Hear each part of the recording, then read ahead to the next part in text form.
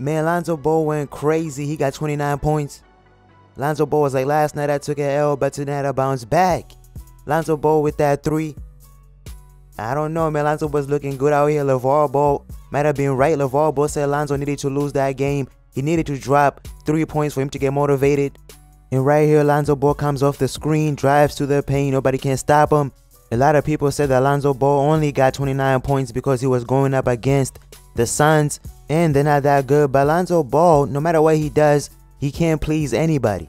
It seems like he has his haters and he has his supporters, but at the same time, he can drop a triple-double, and people will say, oh, he was going up against the Kings. They're not that good. If he drops 50 points, oh, Lonzo the one playing defense on him, so he can't win. It's almost like he's going to have the LeBron James career. People are going to treat him like LeBron James. No matter how great he does, people are always going to say, well, you know, he has help. He has a lot of all-stars on his team. He has a lot of great players. He can't do it by himself. So Lonzo has to be consistent at all times just to keep people from saying anything bad about him.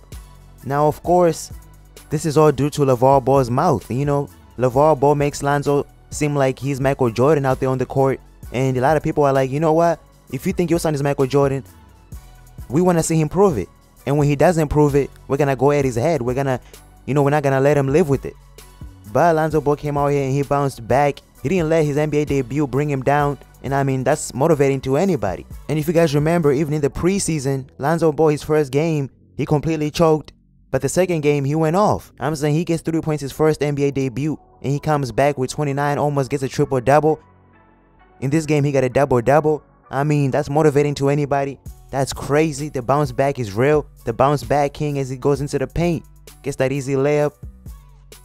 Lonzo was looking good, and I know that LeVar Ball couldn't wait to talk trash.